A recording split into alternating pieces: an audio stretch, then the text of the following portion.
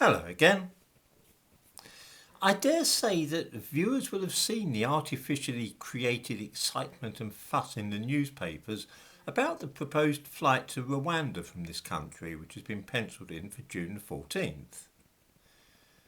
The idea is, of course, that 40 or 50 people whose request for asylum has not been accepted in Britain will be deported to the African country of Rwanda. There are 2 points to bear in mind about this. The first being, of course, that with all the challenges on the grounds of human rights being violated, the chances are very slim indeed that any flights will actually take place either this month or the next, or probably throughout the whole of the summer. That's pretty well a given. Believe it or not, that is a good thing for Britain. Why do I say this? Because I think that I must be the only person in the entire country who has actually read the agreement which Home Secretary Priti Patel signed with Rwanda. In the description to this video, I give a link to the government website where viewers can read this document for themselves. I think that some people's jaws might hit the ground when they do so. Let me explain. We all think that however small the numbers involved, and we are talking merely hundreds here, that the net result of such deportation flights will be to reduce the total number of refugees and asylum seekers in this country, right? Well, I'm afraid this is not what has been agreed at all. Looking at the agreement, we scroll down to paragraph 16, which reads as follows. 16. Resettlement of vulnerable refugees. The participants will make arrangements for the United Kingdom to resettle a portion of Rwanda's most vulnerable refugees in the United Kingdom, recognising both participants' commitment towards providing better international protection for refugees. Who are these vulnerable refugees whom Britain has agreed to settle in this country? I'm glad you asked me that. I give a link to a United Nations document which tells us all about the 126,180 refugees and asylum seekers who are in Rwanda, or were at the end of October 2021, there's probably more now, and whom, by the way, they are desperately keen to get rid of because they're a burden on the country.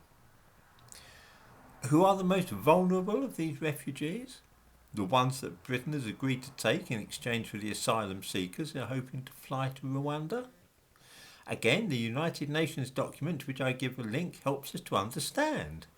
We read there of the 1,198 refugees from the Congo with specific needs, i.e. disability, older persons at risk, persons with medical condition, those with disabilities, children with disabilities, those who are mentally ill, others who are dying and in need of palliative care, and other specialised medical assistance.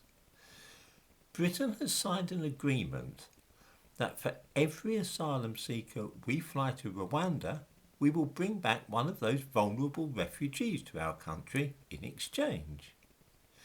If we land 50 refugees of our own in Rwanda, then the plane will fly back to this country with 50 of the most vulnerable refugees from the Congo and Burundi. The catch in this agreement, which nobody seems to want to talk about, is therefore twofold. Not only are we not going to reduce the number of refugees and asylum seekers in Britain, no matter how many people we deport to Rwanda, we are exchanging healthy and able-bodied young men in the main for children with serious disabilities, the dying, the mentally ill, the old and incapable, people who will pose a huge burden on the NHS and other public services in this country. You mugs, this was never about reducing the number of immigrants in this country. It was only ever about our exchanging healthy immigrants for those in need of long-term medical care. You will not read about this in the newspapers or hear about it on television, which is strange.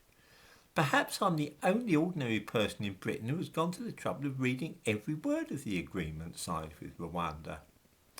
Just hope and pray that those human rights lawyers do manage to stop any of those planes taking off for Rwanda, because boy, are we going to have some problems to deal with when the planes return, loaded up with some of the sickest and most disabled people in Central Africa.